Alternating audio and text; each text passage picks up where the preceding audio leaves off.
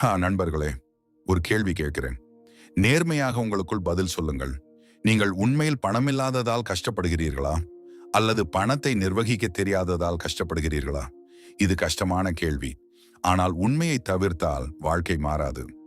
பலர் சொல்வார்கள், சூழ்நிலை சரியில்லை, அதிர்ஷ்டமில்லை, வாய்ப்பு கிடைக்கவில்லை. ஆனால் ஒரு விஷயம் யாரும் கேட்க மாட்டார்கள். நான் தயாரா? பணம் ஒரு விளைவு. அது ஒரு தேர்வு செய்கிறது. அது தகுதியை தேர்வு செய்கிறது. ஒரு விஷயம் கவனித்தீர்களா? ஒரே ஊரில் பிறந்த 2 பேர், ஒரே பள்ளி, ஒரே குடும்ப நிலை.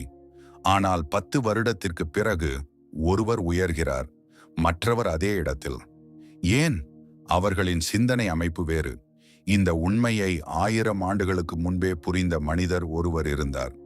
அவர் செல்வம் பற்றி பேசும்போது பணம் பற்றி பேசவில்லை. அவர் மன அமைப்பு பற்றி பேசினார்.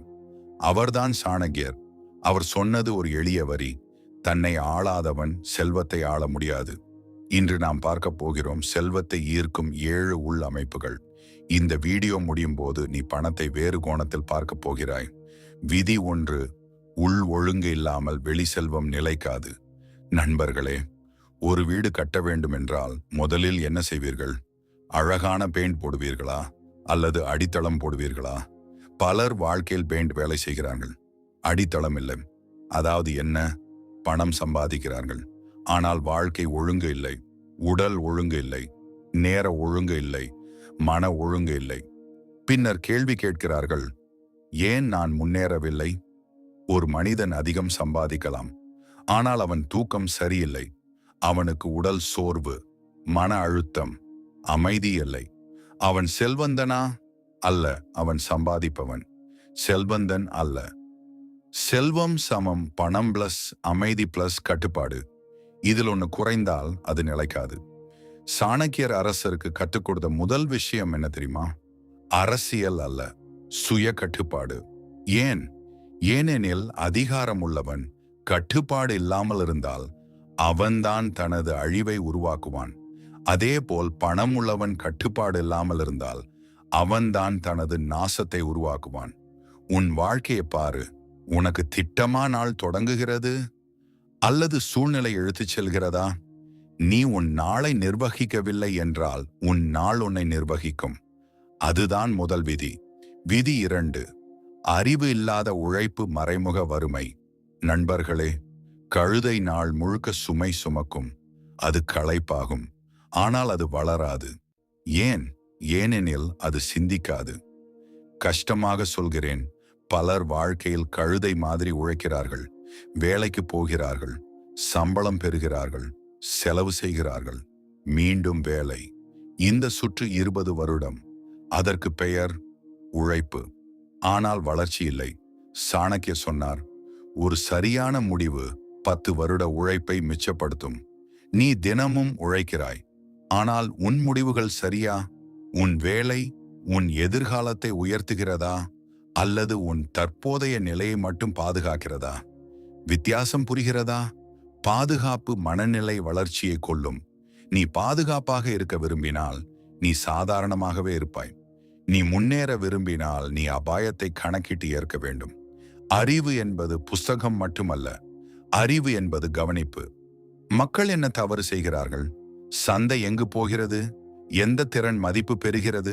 இந்த கேள்விகள் இல்லாமல் உழைத்தால் அது சோர்வாக முடியும். விதி 3: செலவு ஒழுங்கில்லாதவன் செல்வத்தை தாங்க முடியாது. நண்பர்களே, பணம் சம்பாதிப்பது ஒரு திறன், ஆனால் அதை பாதுகாப்பது ஒரு குணநலம். பலர் சம்பாதிக்க தெரியும், ஆனால் தக்க வைத்துக் கொள்ள தெரியாது. ஏன்? ஏனெனில் செலவு என்பது கணக்கில் மட்டுமில்லாது, அது மனநிலையில் உள்ளது. ஒரு மனிதன் சம்பளம் வந்த நாளே அவன் மனதில் என்ன நடக்குது? இதை வாங்கணும், அதை வாங்கணும். அவன் செலவு செய்யும் போது அவன் ஒரு கேள்வி கேட்கிறானா? இது என் எதிர்காலத்தை உயர்த்துமா? இல்லை. உடனடி மகிழ்ச்சி, நீண்டகால நஷ்டம். சாணக்கியர் சொன்னார், வீண் செலவு என்பது செல்வத்தை அவமதிப்பது. பணம் உன்னை மதிக்க வேண்டுமா? அதை முதலில் நீ மதிக்க வேண்டும். ஒரு உதாரணம்: ஒரு மனிதன் மாதம் 50,000 சம்பாதிக்கிறான். அவன் 48,000 செலவு செய்கிறான். அவன் 2,000 சேமிக்கிறான். மற்றொருவர் 30,000 சம்பாதிக்கிறான். அவன் 15,000 சேமிக்கிறான். 15,000 முதலீடு செய்கிறான். 10 வருடம் கழித்து யார் முன்னேறுவார்? சம்பளம் அதிகமானவன் அல்ல, ஒழுங்கு அதிகமானவன். செல்வம் சம்பளத்தின் அளவை பார்க்காது, அது ஒழுங்கின் தரத்தை பார்க்கும். நீ ஒவ்வொரு ரூபாய்க்கும் நோக்கம் கொடுக்கிறாயா, அல்லது ரூபாய் உன்னை ஓட்டுகிறதா? சாணக்கியர் கூறினார், செலவு 4 திசையில் போக வேண்டும். அவசியம், வளர்ச்சி, பாதுகாப்பு, பகிர்வு. இந்த 4 இல்லாத செலவு மெல்ல மெல்ல அழிவு. பணம் ஒரு நெருப்பு, அதை கட்டுப்படுத்தினால் ஒளி, அதை விட்டுவிட்டால் எரிப்பு. நண்பர்களே, கணக்கு வைத்திருப்பவன் வளர்வான், கணக்கு இல்லாதவன் சுருங்குவான். விதி 4. நேரத்தை வீணாக்கும் மனிதன் செல்வத்தை இழக்கிறான். ஒரு நாள் 24 மணி. அதில் நீ எவ்வளவு நேரம் உன் எதிர்காலத்திற்கு செலவிடுகிறாய்? நேரம் பணம் அல்ல, நேரம் மூலதனம். பணம் இழந்தால் மீண்டும் சம்பாதிக்கலாம், ஆனால் நேரம் இழந்தால் முடிந்தது. சாணக்கியர் ஒரு அரசை உருவாக்கினார். அவர் ஒரே நாளில் உருவாக்கவில்லை, அவர் நேரத்தை திட்டமிட்டார். ஒரு சாதாரண மனிதன் என்ன செய்கிறான்? காலை எழுந்ததும் கைபேசி, செய்தி, சோஷியல் மீடியா, அர்த்தமில்லாத உரையாடல். அவன் நாளை தொடங்கும் முன்னே அவன் கவனம் சிதறிவிட்டது. நேரம் உன்னிடமிருந்து மெல்ல மெல்ல திருடப்படுகிறது. நீ கவனித்தாயா? 1 மணி நேரம் வீணானால் நீ கவலைப்பட மாட்டாய். ஆனால் தினமும் 1 மணி நேரம் வீணானால் ஒரு வருடத்தில் 365 மணி, அது 15 நாட்களுக்கு மேல். நீ வருடத்திற்கு 15 நாட்கள் உன் வாழ்க்கையை தானாக இழக்கிறாய். பிறகு சொல்கிறாய், எனக்கு நேரமில்லை. நேரமில்லாதது உண்மை அல்ல, நேரம் நிர்வகிக்காதது தான் உண்மை. ஒவ்வொரு காலை ஒரு கேள்வி, இன்று நான் என்ன உருவாக்கப் போகிறேன்? ஒவ்வொரு இரவு ஒரு கேள்வி, இன்று நான் என்ன முன்னேற்றம் செய்தேன்? இந்த 2 கேள்விகள் ஒரு வருடத்தில் வாழ்க்கை மாற்றும். நேரத்தை செலவிடாதே, நேரத்தை முதலீடு செய். விதி 5. உன் வட்டாரம் உன் விதியை எழுதுகிறது. நீ எவருடன் அதிக நேரம் செலவிடுகிறாய்? அவர்கள் வளர்ச்சி பேசுகிறார்களா அல்லது புகார் பேசுகிறார்களா? சாணக்கியர் ஒரு எச்சரிக்கை சொன்னார், தவறான நண்பன் திறந்த எதிரியை விட ஆபத்தானவன். ஏன் தெரியுமா? எதிரி வெளியில் இருப்பான், தவறான நண்பன் உன் உள்ளே நுழைவான். ஒரு மனிதன் தினமும் சூழ்நிலை மோசம், வாழ்க்கை கடினம், வாய்ப்பு கிடைக்காது, இதை கேட்டுக்கொண்டே இருந்தால் உன் மனநிலை என்ன ஆகும்? மெல்ல மெல்ல நீயும் அதே மாதிரி சிந்திக்க தொடங்குவாய். மனநிலை தொற்றாக பரவும். நீ வெற்றி மனநிலையுள்ளவர்களுடன் இருந்தால் நீயும் உயர நினைப்பாய். நீ பயம் கொண்டவர்களுடன் இருந்தால் நீயும் பாதுகாப்பாக இருக்க நினைப்பாய். சுற்றம் மாற்றாமல் வாழ்க்கை மாறாது. இது கொஞ்சம் கடினமான உண்மை. சிலரிடமிருந்து நீ தூரம் வைக்க வேண்டும். அவர்கள் கெட்டவர்கள் என்பதற்காக அல்ல, ஆனால் அவர்கள் உன் இலக்கிற்கு பொருந்தாதவர்கள். ஒரு மரம் நல்ல மண்ணில் வளர்ந்தால் அது உயரமாக வளரும். கெட்ட மண்ணில் இருந்தால் அது வாடும். நீ எந்த மண்ணில் இருக்கிறாய்? விதி 6. உணர்ச்சியை ஆளாதவன் செல்வத்தால் ஆளப்படுவான். நண்பர்களே, ஒரு மனிதனை வீழ்த்த அவனுக்கு வெளியில் எதிரி தேவையில்லை. அவனுக்குள் உள்ள கட்டுப்பாடற்ற உணர்ச்சிகள் போதும். கோபம், பயம், பேராசை, அவசரம், பொறாமை. இந்த 5 விஷயங்கள் ஒரு மனிதனின் வாழ்க்கையை அமைதியாக உடைக்க முடியும். சாணக்கியர் சொன்னார், கோபத்தில் எடுத்த முடிவு அறிவின் தீர்ப்பல்ல. நீ கோபத்தில் பேசின வார்த்தை பல வருட உறவை அழித்ததுண்டா? நீ பயத்தில் விட்ட வாய்ப்பு பிறகு வருந்த வைத்ததுண்டா? நீ பேராசையில் செய்த முதலீடு பிறகு நஷ்டமாக முடிஞ்சதுண்டா? இது எல்லாம் யாருடைய தவறு? சூழ்நிலையா? அதிர்ஷ்டமா? இல்லை, கட்டுப்பாடு இல்லாத உணர்ச்சி. செல்வம் நிலைக்க வேண்டும் என்றால் மனம் நிலையாக இருக்க வேண்டும். ஒரு உதாரணம், 2 மனிதர்கள் பங்குச் சந்தையில் முதலீடு செய்கிறார்கள். மார்க்கெட் விழுகிறது. முதல் மனிதன் பயம், அவன் எல்லாவற்றையும் விற்கிறான், நஷ்டம். 2வது மனிதன் அமைதி, அவன் பகுப்பாய்வு செய்கிறான், காத்திருக்கிறான், மீண்டும் உயர்வு. வித்தியாசம் அறிவில் மட்டுமில்லை, உணர்ச்சி கட்டுப்பாட்டில். சாணக்கியர் அரசியலில் வெற்றி பெற்றது அவரின் புத்திசாலித்தனத்தால் மட்டுமல்ல, அவரின் பொறுமையால். நீ உன் உணர்ச்சியை கவனித்திருக்கிறாயா? நீ பதிலளிக்கிறாயா அல்லது உடனடி எதிர்வினை கொடுக்கிறாயா? இந்த இரண்டு விஷயங்களுக்குள் தான் வெற்றி தோல்வி இரண்டும் இருக்கிறது. கோபம் வந்தால் அமைதியாக இரு.